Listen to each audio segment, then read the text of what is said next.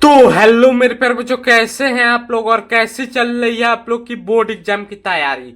तो मैं लेके आ चुका हूँ आज की इस वीडियो में सूरदास का जीवन परिचय, जो 18 फरवरी बोर्ड एग्जाम 2026 के दिन पूछे जाने वाला है।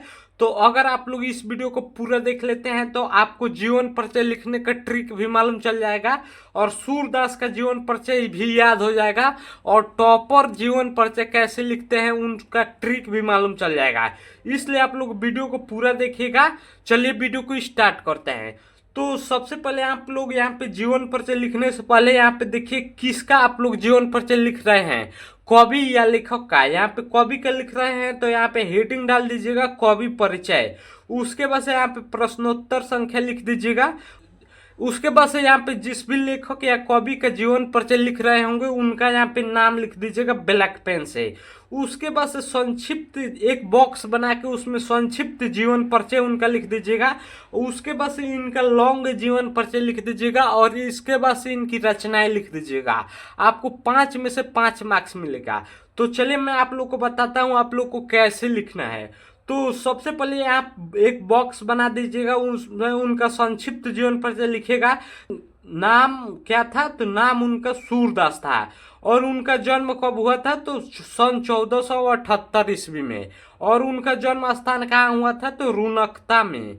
और उनके पिता का क्या नाम था, तो रामदास सारस्वत।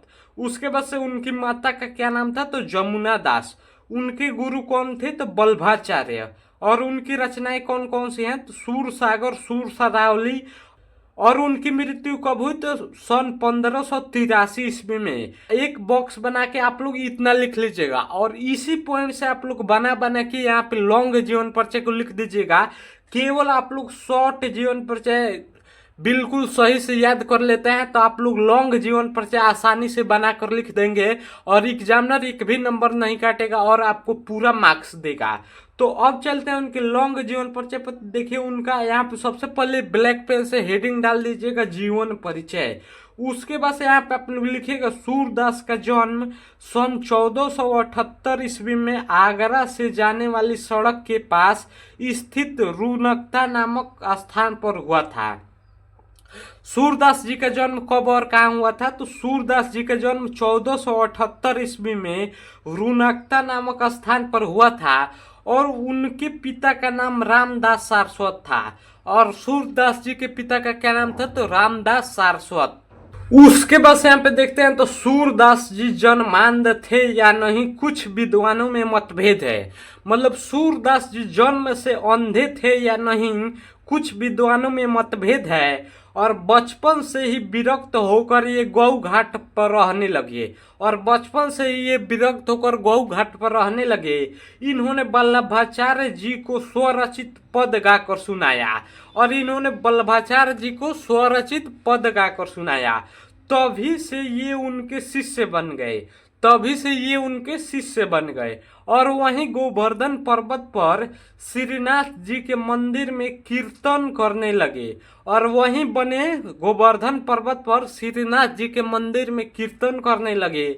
और इनकी मृत्यु सन 1583 ईस्वी में गोवर्धन के पास पारसौली स्थान पर हुआ था। और इनका मृत्यु कब हुआ था, तो 1583 ईस्वी में। और इनका मृत्यु कहाँ पे हुआ था, तो पारसौली नामक गांव में हुआ था। उसके बाद से यहाँ पे लोग ब्लैक पेन से हेडिंग डाल दीजिएगा सूरदास जी की प्रमुख रचनाएं। उसके बाद से यहाँ पे आप लोग रचनाएं हेडिंग डाल दीजिएगा। उसके बाद से यहाँ पे लिखिएगा सूर सागर, सूर सरावली, साहित्य लहरी। आप लोग बस 2-3 ही रचनाएं लिख देते हैं तो आपको पूरा मार्क्स मिल जाएगा। अगर ऐसे आप लोग जीवन परिचय लिखेंगे तो एग्जामिनर एक भी नंबर नहीं काटेगा और आपको 5 में से 5 मार्क्स देगा। और हिंदी के अंदर 70 में से 70 मार्क्स देने वाला है। तो इसलिए वीडियो को लाइक और चैनल को सब्सक्राइब कर लीजिएगा और मिलते हैं अगले वीडियो में। तब तक के लिए जय हिंद, वंदे मातरम।